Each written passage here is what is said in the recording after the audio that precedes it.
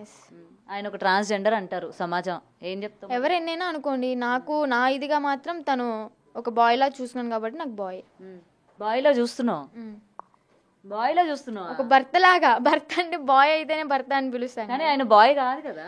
మీకు కాదేమో, నేను అలా ఊహించుకుంటున్నాను కాబట్టి, నేను అలా అనుకున్నాను కాబట్టి. ఊహించుకోవడం ఎందుకు, నిజంగానే అబ్బాయినే ప్రేమించి పెళ్లి చేసుకోవచ్చు కదా. నీ వాళ్ళు ఎంతో మంది అవసరం లేదు, సమాజంలో ఇన్ని ఉన్నాయి, ఎవరిళ్లలో కష్టాలు ఉన్నా సరే నీ మీద ఫోకస్ చేసి ఆ పిల్లకి న్యాయం జరగాలి, పిల్ల వాళ్ళ పేరెంట్స్ దగ్గర లేకపోయినా సరే సురక్షితమైన ప్రదేశంలో ఉండాలి, వాడితో వెళ్ళకూడదని చెప్పి ఇవాళ ప్రతి ఒక్కరు కూడా లీడ్ తీసుకొని మాట్లాడుతున్నారు. అవసరం లేదు కదా.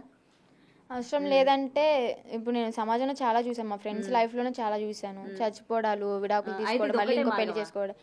ఇది ఒకటే మార్గం అంటే నాకు ఇది నచ్చింది కాబట్టి నేను వెళ్ళాను. సో ఇట్లానే కంటిన్యూ అవ్వాలి, ఇలాగే కంటిన్యూ అవ్వాలి. నువ్వు కూడా అఘోరి దీక్ష తీసుకొని అలాగే తయారవుతావా? అంటే అలాగే అంటే సాధన నేర్చుకుంటాను.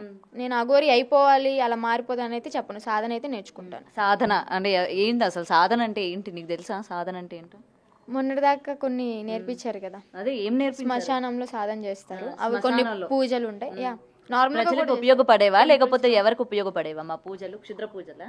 క్షుద్ర పూజలు అలాంటివి ఏం చేయమండి, మనుషులకి మంచి జరిగేదే మేము చేస్తాం. శ్మశానాల్లో ఎట్లాంటి పూజలు చేస్తారు? అవి శ్మశానంలో సాధన చేస్తారు. శివయ్య శ్మశానం దగ్గరే ఉంటాడని ఎలా అంటారో, ఆయన ఉంటాడు కాబట్టి, ఆయన ఉండేది మాకు గుడి కాబట్టి అక్కడికి వెళ్ళి సాధన చేసుకుంటాం. క్షుద్ర పూజలు అలాంటివి ఏం చెయ్యం, చేతబళ్ళు అలాంటివి.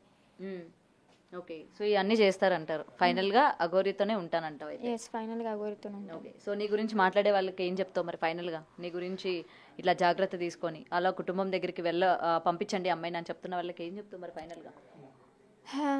ఖచ్చితంగా పంపించమని చెప్తారు, కానీ ఇది నా ఓన్ డెసిషన్ కాబట్టి మీరు ఏమన్నా అనుకోండి. నేను సొంత డెసిషన్ తీసుకున్నాను, నా లైఫ్ నేను లీడ్ చేయాలనుకుంటున్నాను, నేను తనతోనే ఉంటాను అంతే.